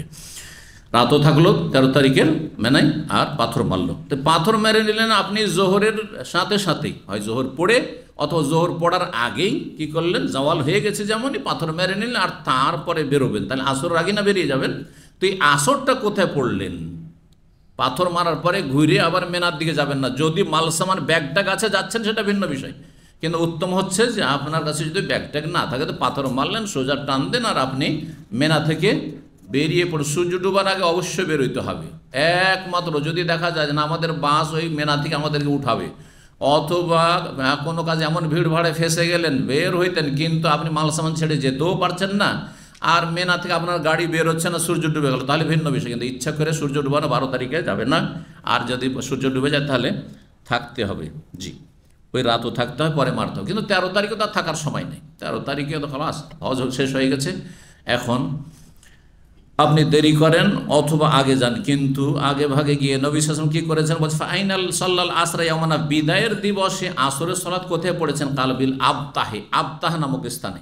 এই জায়গাটির কয়েকটি নাম এর আগে বলেছি, আবতাহ, বাতহা, মুহাসাব, খাইফে বানি কেনানা, খাইফে বানি কেনানা, এতগুলি নাম একটি এলাকার। যেই জায়গাটি শুরু হচ্ছে মুআল্লা কবরস্থান থেকে, হারামের দিক থেকে এসে এই জায়গাতে শুরু, আর তারপরে সামনে রোড জুমাইজা, আবেদিয়া, একেবারে আপনার একটা হসপিটাল রয়েছে আপনার ইয়েতে সীসা, এই পর্যন্ত এই সব এলাকা, অর্থাৎ জামরা থেকে নেমে এসে যে এলাকাগুলি ওখান থেকে শুরু করে এই সমস্ত এলাকাকে সেই যুগে এই নামগুলি বলা হইতো, বা নামগুলি দিয়ে আখ্যায়িত। মুহাসাব বলা হইতো, আবতাহ, বাতহা বলা হইতো। হাদিসে বাতহাও আসলো, এই যে অধ্যায়ে বাতহা আসলো। জি, আবতাহ আসলো হাদিসে। 1600, হ্যাঁ কি বলছেন? তারপরে আবতাহে পড়েছেন নবী আসরের নামাজ, কিন্তু সুম্মা কালা, তারপরে কেন এই লোক জিজ্ঞাসা করছে, উপলব্ধি করতে পারলেন। কারণ পরে উমাইয়া বংশের শাসকরা অনেক সময় লেট করত, মানে ওরা আসর মেনা থেকে বের হইতো না, আসরটা 13 তারিখে ওইখানেই পড়ছে হয়তো, লেট, এত গরম, এত রোদ, এখন যাব না, আসর পরে পাথর মারবো, তারপরে যাব। তাহলে আসর টাইম হয়ে গেছে, তাহলে কোথায় পড়তে হচ্ছে? মেনাতে পড়তে হচ্ছে। নবী সাল্লাল্লাহু আলাইহি ওয়াসাল্লাম কোথায় পড়েছেন? মেনা থেকে বেরিয়ে এসে পড়েছেন, মেনা থেকে বেরিয়ে এসে পড়েছেন, মক্কাতে পড়েছেন, আবতাহ বা বাতহাতে পড়েছেন। তো তারপরে যেহেতু মানুষ যখন সঠিকটা জানবে আর যদি মাসলা না জানে তাহলে সরকারের বিরোধিতা করবে। সুন্নত কাজ, মুস্তাহাব কাজ, সুন্নত মুস্তাহাব কাজে সরকারের সাথে সংঘর্ষ করা বা সাংঘর্ষিক হওয়া এটা জায়েজ নয়। তবে যখন দেখবেন যে ফরজ আমার ত্যাগ হয়ে যাচ্ছে, ওয়াজিব ছুটে যায়, তখন শুনবেন না, তখন শুনবেন না। আর এইরকমটা করতে হচ্ছে, যেমন সুন্নত হচ্ছে 9 তারিখে সকালবেলা সূর্য ওঠার পরে আরাফার উদ্দেশ্যে রওনা দেওয়া, বুঝছেন না? কিন্তু আজকাল অধিকাংশ হাজিদেরকে রাত্রে 10টা 11টা 12টায় নিয়ে চলে যাচ্ছে ভিড় থেকে বাঁচাবার জন্য, সরকারি আইন। আর এটি হচ্ছে একটা সুন্নত ছুটলো, সকালবেলা যাওয়াটা সুন্নত ছিল, সুতরাং বিরোধিতা করবেন না সরকারি। আমি যাব না, আমি বাসে উঠবো না, আমি ট্রেনে উঠবো না, আমি হেঁটে পরে আসবো না, এই কাজ করবেন, অন্যায় কাজগুলো। সরকারের বিরুদ্ধাচরণ করা যাবে না সুন্নত নফলের ক্ষেত্রে, কিন্তু ওয়াজিব হইলে ভিন্ন বিষয়। তারপরে আরও বেশ কিছু বিষয় রয়েছে। হ্যাঁ, আরাফা থেকে, এটা উল্টো অর্থ হবে, আরাফা থেকে সূর্য ডুবার আগে বের হওয়া জায়েজ নয়। আর সরকার বলেও না, আলহামদুলিল্লাহ, বের হইতে দেয় না, বরং সেখানে সেনাবাহিনী আর পুলিশ পাহারা দিচ্ছে একবার আরাফার বটে, কাউকে বের হইতে দেবে না যতক্ষণ সূর্য না ডুবে। কোনো বাস বের হইতে দেয় না, কোনো গাড়ি বের হইতে দেয় না, জি, ওটা চলবে না, কারণ ওটা ওয়াজিব। তো যাই হোক, বলছেন তখন যে সুম্মা কাল ইফ আল কামা ইয়াফআল ওমারাউকা, তোমার আমির ওমরা যারা নেতা যেমনটা করবে তেমন করিও। ও যদি আসর মেনাতে পড়ে তুমি মেনাতে পড়বে। এখন আমির পড়ছে মেনাতে আসর, আর তুমি আগে বেরিয়ে চলে যাবে, তাহলে তারপরে যদি তাদের নজরে পড়ো আর তারা জালেম শাসক ওমাইয়া আমলে ছিল, তো তোমার খবর আছে, কেন তুমি এইসব কষ্ট নিতে যাবে একটু সুন্নতের জন্য? জি, 1654 নম্বর হাদিস বর্ণনা করছেন আব্দুল আজিজ, জি, যে আগে আসলে আব্দুল আজিজ বিন রুফাই, কালা খারাজতু ইলা মিনা ইয়াউমুত তারবিয়া, আমি মেনা গেলাম তারবিয়ার দিন 8 তারিখে, ফালাকিতু আনাসান, সেখানে সাক্ষাৎ হলো আনাস বিন মালিক রাদিয়াল্লাহু তাআলা আনহুর সাথে, জাহিবান আলাইহি, তিনি গাধার পিঠে চড়ে যাচ্ছিলেন। ফাকুল, তো আমি বললাম, আইনা সাল্লান হাজাল ইয়াউম যোহরা, আজকের দিনে 8 তারিখে জোহরের নামাজ কোথায় পড়েছেন রাসূলুল্লাহ সাল্লাল্লাহু আলাইহি ওয়াসাল্লাম? কালা, তখন আনাস বুঝতে পেরেছেন যে এই যে আমির ওমরাদের যুগ, আর আমির ওমরারা হয়তো এই জোহরে আসে না, আসবে বিকেলবেলা আসবে, জোহরটা মক্কায় পড়ে আসবে, তো ওদের বিরোধিতা করবে। আমি যদি বলি যে দেখো নবী সাল্লাল্লাহু আলাইহি ওয়াসাল্লাম পড়েছেন যে যেখানে পড়ো, কিন্তু অনুজোর, তুমি দেখো তোমার আমলের ক্ষেত্রে, হাইসু ইউসাল্লি ওমারাও কা ফাসাল্লি, যেখানে তোমাদের আমির সাহেব নামাজ পড়াবেন সেখানে নামাজ পড়া। কারণ তখনকার ওমাইয়া আমলে জালেম শাসকরা হইলো তারাই কিন্তু এমামতি করত, তারাই ফরজ সালাতের এমামতি করতো, 132 মতো এমামতি চলেছে। তারপরে আব্বাসী আমলে এসে এরা বলছে আমাদের দ্বারা এটা হবে না, আমরা দুনিয়া সামলাই, তো ওরা মসজিদ সামলা, দাদা বুঝতে পারছেন, পরে শুরু হয়েছে। কিন্তু আসল ইসলামের স্বর্ণযুগের ইতিহাসে কিন্তু এটি হচ্ছে সুন্নাহ যে যারা দেশ চালাবে তারা মসজিদের ইমাম খতিব হবে, এবং তাদের যোগ্যতা সেরকম ছিল। আলহামদুলিল্লাহ, ধীরে ধীরে যোগ্যতাও কমেছে, আর ব্যস্ততাও বেড়েছে, আর নিরাপত্তারও সমস্যা বেড়েছে, যার ফলে বিভিন্ন দিক থেকে তখন তারা এইসব কাজগুলি ছেড়ে দিয়েছে। তো এই ছিল হাদিস। আর একটি অধ্যায় আমরা এগিয়ে নিই, 84 নম্বর অধ্যায় বলছে বাবুস সলাত মেনা। এই অধ্যায় হচ্ছে মেনায় সলাত আদায় করা, মেনাতে 8 তারিখে নামাজ আদায় করা। 8 তারিখের আলোচনা চলছে, তারপর ইনশাআল্লাহ আরাফার দিকে আমরা যাব। 1655 নম্বর হাদিস বর্ণনা করছেন ওবাইদুল্লাহ বিন আবদুল্লাহ বিন ওমর, তার পিতা আবদুল্লাহ বিন ওমর সাহাবী, সাল্লাল্লাহু রাসূলুল্লাহ সাল্লাল্লাহু আলাইহি মেনা রাকাতাইন, রাসূলুল্লাহ সাল্লাল্লাহু আলাইহি ওয়াসাল্লাম মেনাতে যে সালাত আদায় করেছেন, যোহর, আসর, মাগরিব, এশা, ফজর, 4 রাকাত বিশিষ্ট সালাতগুলি পুরা 4 রাকাত পড়েছেন না কসর করেছেন? কসর করেছেন। নবী সাল্লাল্লাহু আলাইহি ওয়াসাল্লাম কসর করেছেন, আবু বকরও কসর করেছেন, ওমরও কসর করেছেন, ওসমান রাদিয়াল্লাহু তাআলা 12 বছর খেলাফতিতে দীর্ঘ 6 বছর কসর করেছেন, পরের 6 বছরে তিনি পুরো নামাজ পড়তেন।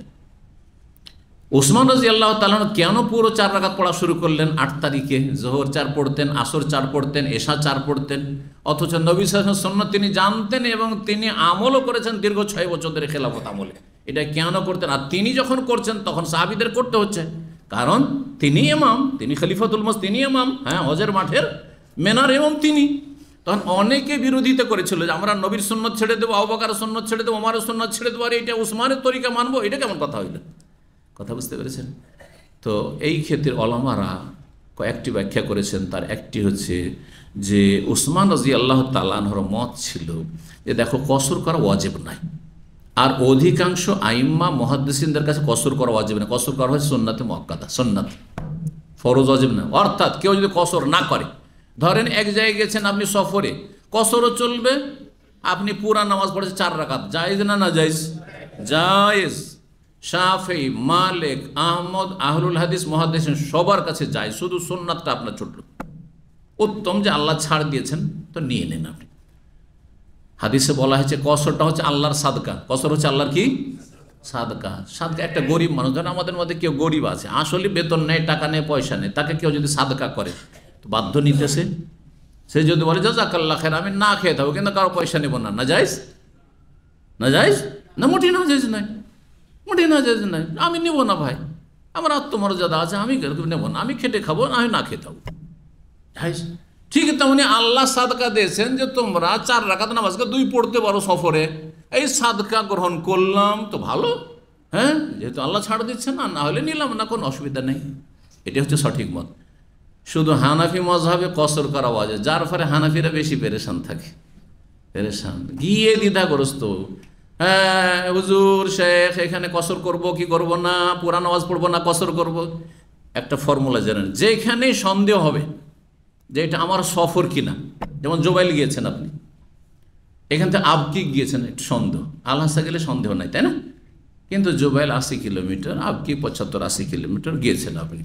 এখন আমার সন্দেহ হচ্ছে এইখান থেকে বাহারাইন 100 কিলোমিটার, সন্দেহ হচ্ছে যদিও দেশ আলাদা কিন্তু কাছেই তো, আমি খোবারে থাকি, ওখান থেকে আরও 20-30 কিলোমিটার কমে গেল, তাহলে 70 কিলোমিটার খোবার থেকে মানামা, হ্যাঁ বাহারাইন রাজধানী। কসর করবো কি করবো না, সন্দেহ হইলে পুরা পড়ে নেন, সন্দেহ হইলে পুরা পড়েন, তাহলে ঝামেলা শেষ, মাসলা জানা হয়ে গেল। কারণ ভালো করে শোনেন, যদি আপনার উপরে 4 ফরজ থাকে যে কসরে অ্যালাউ নাই, আর আপনি 2 পড়লেন, তাহলে আল্লাহ কবুল করবেন না? করবেন না? করবেন না। কিছু বুঝছেন না মনে হয়েছে, করবেন। আর ফরজ আপনার উপর কয় রাকাত? 4, আপনি পড়লেন 2, কসর করলেন, কবুল হবে না। কিন্তু আপনার দায়িত্ব ফরজ হচ্ছে 2, কিন্তু 4 পড়ে দিলেন, আল্লাহ কবুল করবেন না? অবশ্যই কবুল করবেন। বেশ, এই জিনিসটা বুঝে নিলে, বিষয়টা বুঝে নিলে খুব সহজ হয়ে যাবে। আল্লাহ তৌফিক দান করুন। তো হাদিসটা শেষ করছি, বলছেন আরেকটি হাদিসেতে আছে, বলছেন কি যে মেনাতে 2 রাকাত পড়েছেন রাসূলুল্লাহ সাল্লাল্লাহু আলাইহি ওয়াসাল্লাম, আবু বকর ওয়া ওমর ওয়া উসমান সাদরাম মিন খিলাফাতি, উসমানও তার খেলাফতের শুরু জামানায় 6 বছর ধরে, অন্য এতে ব্যাখ্যাতে রয়েছে সারহাতে যে দীর্ঘদিন তিনি পড়েছেন। কিন্তু উসমান পরে কেন পুরা নামাজ পড়া শুরু করলেন, একটি তো বললাম ব্যাখ্যা, কি যে কসর করা ওয়াজিব নয়, সুতরাং আমি এই সুন্নত পালন করলাম না, পুরাটাই পড়লাম। এটা একটা তার মত ছিল, যেটা অধিকাংশ ওলামারা নিয়েছেন। আর একটি ব্যাখ্যা করা হয়েছে যে উসমান রাদিয়াল্লাহু তাআলা আনহু একটি বিয়ে করেছিলেন, আর শ্বশুর বাড়ি ছিল, স্ত্রী থাকতো এই মেনাতে। তুমি দেখছেন আমার এইখানে যে মেনাতে যেখানে আছি, পাশে খেমার পাশে তো আমার শ্বশুর বাড়ি, আর এখানে তো আমার স্ত্রী আছে, তো স্ত্রী যেখানে আছে আমার বাড়ির মতো, হ্যাঁ, তাহলে আমি এখানে কেন কসর করব? সেই জন্য কসর করতেন না, এটাও ব্যাখ্যা করা হয়েছে। তো যাই হোক, খলিফা রাদিয়াল্লাহু তাআলা কোনো বিদাত করেননি বা কোনো নবী সাল্লাল্লাহু আলাইহি ওয়াসাল্লামের বিরোধিতা উদ্দেশ্য নয়, বরং তার কাছে অবশ্যই তার যুক্তি সঙ্গত ব্যাখ্যা ছিল, যেটি হোক না কেন। জি, তো এইরকম ক্ষেত্রগুলিতে বাড়াবাড়ি যায় না, বাড়াবাড়ি যায় না। আপনার ইমাম যদি পুরা নামাজ পড়ে নেন, আপনি বিরোধিতা করবেন, আর খিমাতে ঝগড়া লেগে যাবে, হ্যাঁ 2 দলে ভাগ হয়ে যাবেন, আর কেউ কার সাথে কথা বলছেন না মিনার মাঠে, হ্যাঁ মুজদালিফা আরাফাতে, এটা করবেন না, এটা করবেন না। কারণ বিদাতি মোল্লারা অনেক সময় এরকম করবে, মেনাতে বলছে আমরা মকিম হয়ে গেছি, 15 দিন হয়েছে, হানাফি মোল্লাগুলো এই কাজ করে, মকিম হয়ে গেছে, এই হয়ে গেছে, সেই হয়ে গেছে, সুতরাং মেনাতে ফুল নামাজ পড়ছে, আরাফাতে ফুল নামাজ পড়ছে, জমা করবে না, জোহরের সময় জোহর, আসরের সময় আসর। এখন আপনারা 2-4-5 জন মাত্র, আর তারাই বেশি। যদি আপনি বলেন না তোমার সাথে পড়বো না, ঝগড়া লাগিয়ে দেন, তাহলে এমন যে কথাবার্তা বন্ধ হয়ে যাবে, হ্যাঁ শত্রুতা হয়ে যাবে, ঝগড়া শুরু, বলা যে আল্লাহ ফিল হাজ, এসবকে এড়িয়ে চলতে হবে। এখানে হেকমত অবলম্বন করতে পারেন যে ওরা পড়ছে, আমি বেরিয়ে চলে গেলাম, দিয়ে পাশের খেমাতে সুন্নতি তরিকায় 2 ওয়াক্ত জমা করছে, সুন্নতি তরিকা আর কসর করছে, ওখানে পড়ে নিলাম আর চলে আসলাম, অসুবিধা নেই। কিন্তু তর্ক বিতর্ক করতে যাবেন না। 1656 নম্বর হাদিস বর্ণনা করছেন হারিস বিন ওয়াহাব কাল সাল্লা বিন নবী সাল্লাল্লাহু আমাদেরকে নামাজ পড়ালেন, আমরা নাহনু আকসারু মা কুন্না কাত্তু আমানু বিমিনা রাকাতান, আমরা সবচাইতে বেশি সেই সময় নিরাপদ ছিলাম, মক্কা বিজয় হয়ে গেছে, শত্রু দুশ্মনের কোনো ভয় ছিল না, মেনাতে 2 রাকাত করে পড়েছি। তাহলে এই আপনার মুসাফিরের কসরের সম্পর্ক ভয়ের সাথে নেই, যদিও আয়াতে বলা হয়েছে ইন খিফতুম আন ইয়াফতিনাকুমুল্লাযিনা কাফারু, কিন্তু তখন বাস্তবটা ছিল সেই জন্য এরকম। কিন্তু পরে ভয় চলে গেছে, ভয় না থাকলেও যেন সফর সৌদি আরবে সফর নিরাপদ, তারপরও কসর করবেন আপনি। কিন্তু এমন দেশে সফর করেছেন যেখানে যে কোনো শত্রুর ভয় আছে, সেখানে আর যেখানে নিরাপদ, দুই জায়গাতেই কসরের বিধান রয়েছে। 1657 নম্বর হাদিস আর সর্বশেষ হাদিস বলছেন আব্দুর রহমান ইয়াজিদ আব্দুল্লাহ বিন মাসউদ থেকে বর্ণনা করে, সাল্লাইতু মান নবী রাকাতাইন, আমি নবী সাল্লাল্লাহু আলাইহি ওয়াসাল্লামের সাথে 2 রাকাত পড়েছি। ওয়া মা আবু বকরের সাথে 2 পড়েছি রাকাতাইন, ওয়া মা ওমরের সাথে 2 পড়েছি। সুম্মা তাফাররাকাত বিকুমুত তুরুক, আর তারপরে তোমরা বিভিন্ন মতে বিভক্ত হয়েছো, তোমরা তখন ইখতিলাফ করেছো। কেউ বলছে আমরা মিনাতে 2 পড়বো, কেউ বলছো 4 পড়বো, কিন্তু আমরা নবী সাল্লাল্লাহু আলাইহি ওয়াসাল্লামের যুগে, আবু বকরের যুগে, ওমরের যুগে 2 করে পড়েছি। ফায়া লাইতা হাযজি মিন আরবাইন রাকাতান মুতাকাব্বালাতান, হাই যদি আমার আকাঙ্ক্ষা যে আমি 4 না পড়ে 2 রাকাতই যদি আল্লাহর কাছে কবুল হয়, তো 4-এর চাইতে 2টাই বেশি আমার কাছে বেশি পছন্দনীয়। আব্দুল্লাহ বিন ওমরও হইতে পারেন আর আব্দুল্লাহ বিন মাসউদও হইতে পারেন, কিন্তু এখানে সম্ভবত আব্দুল্লাহ বিন ওমর, কারণ আব্দুল্লাহ বিন ওমর দীর্ঘ সময় পেয়েছিলেন এবং নবী সাল্লাল্লাহু সুন্নাহ সম্পর্কে বেশি অবগত, তবে আব্দুল্লাহ বিন মাসউদও হতে পারে। আল্লাহু আ'লাম। এখানে আজকের আলোচনা শেষ করেছি। জাযাকুমুল্লাহু খাইরান ওয়া সাল্লাল্লাহু আলা নবিয়িনা মুহাম্মদ ওয়া আলা আলিহি ওয়া সাহবিহি আজমাইন।